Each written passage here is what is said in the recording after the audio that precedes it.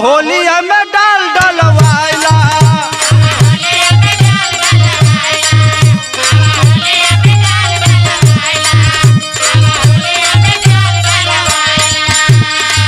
सुना सुना। हाँ बोला। ढेर चलाक बनत बड़ा।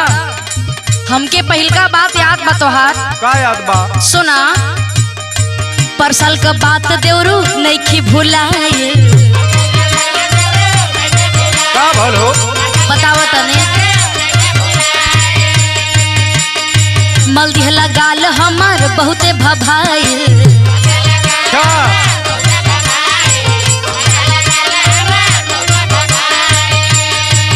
जानतानी हम हो, जानतानी हम तोहर का विचार बा। सुना बोला। मन बिगड़ल होली में तोहार बा। ना ना मन ना बिगड़ल। नहीं तोरा नियत में खोट बा।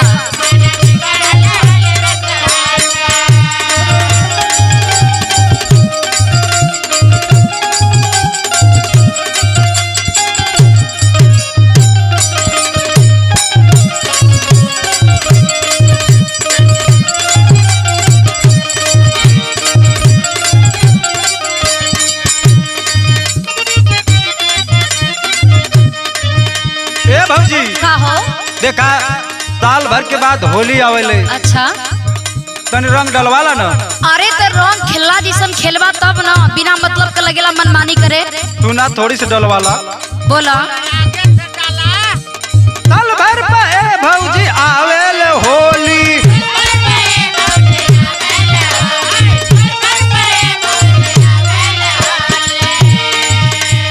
साड़ी रंगाला रंगाला तू चोली। रंगाला हो।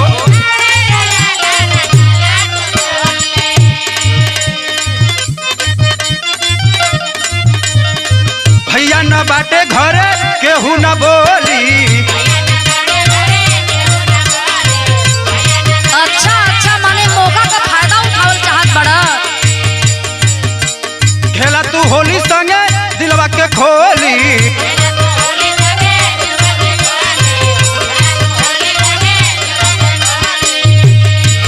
जवन चाहतारू हो, जवन चाहतारू उहे करवाइला।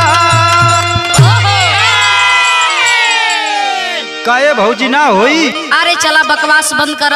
आवा होली में रंग डलवाइला।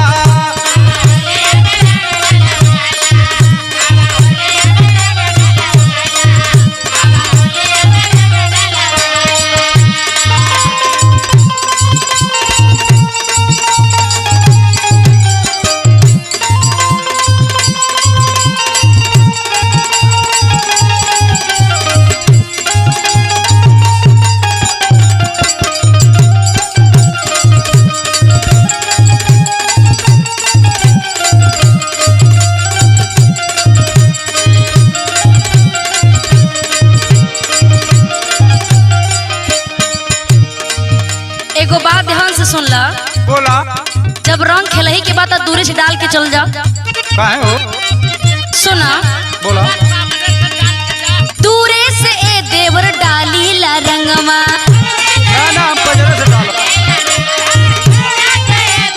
अरे कहतानी प्रेम से मान जा। ना ना हम ना मान। कहतानी बाबू तू सटिहा ना लगवा। अरे हम सच के डालो हो।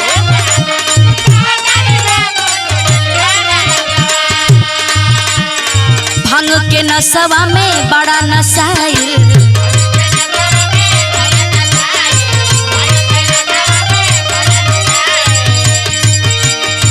तर लागत आटे मोहे कर दे बघाइल। अरे ना करब हो, धीरे से डालो।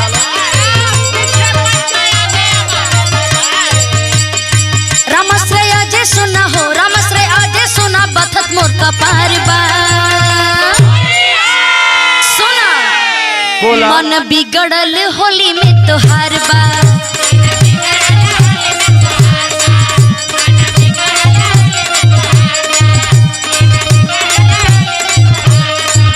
आवा होली में डाल डलवाइला।